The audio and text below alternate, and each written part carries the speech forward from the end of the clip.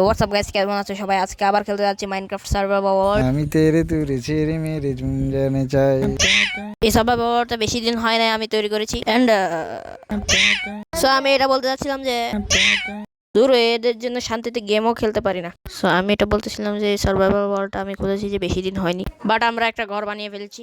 So আজকে আমরা বানাবো ফার্ম বানানোর জন্য আমরা প্রথমে একটা এক্স বানিয়ে ফেলি, যাতে আমরা বেশি করে কাঠ কাটতে পারি। কিছুক্ষণ ধরে কাঠ কাটার পর আমার কাছে এতগুলো কাঠ এসেছে এবং এই কাঠগুলো আমাদের পরে প্রয়োজন হবে। আর এখন একটি হো বানিয়ে ফেলি। তো এখন আমাদের ফার্মিং করার জন্য একটি জায়গা সিলেক্ট করতে হবে, বাট তার আগে ফার্মের বাউন্ডারির জন্য কিছু ওয়াল বানিয়ে ফেলি। তো আমি ফার্ম বানানোর জন্য এই জায়গাটি সিলেক্ট করে ফেলেছি, যেটি আমার বাড়ির একদম পাশে অবস্থিত। জায়গাটি বেশ উঁচু নিচু হয়, এটিকে সমান করার জন্য আমি একটি শোবেল বানিয়ে নিয়েছি।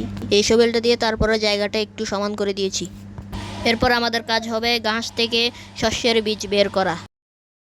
প্রায় 10 মিনিটের উপরে খোঁজার পরে আমি প্রায় 40টির উপরে হুইট সিড পেয়েছি এবং আমাদের ফার্মিংয়ের জন্য এতটুকু বীজ এনাফ।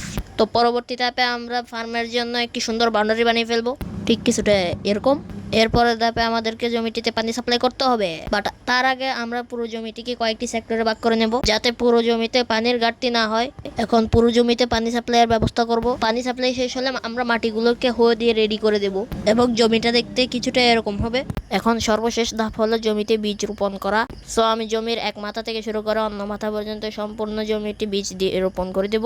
সবগুলো বীজ রোপণ করা শেষ হলে এটা দেখতে কিছুটা এমন হবে, আর এটাকে 2-3 দিনের জন্য ছেড়ে দিলেই শস্যগুলো গ্রো হয়ে যাবে। তো আজকের ভিডিও এতটুকুই। আমরা আগামী ভিডিওতে আরো কিছু নতুন কিছু এক্সপ্লোর করব। ততক্ষণের জন্য সাবস্ক্রাইব।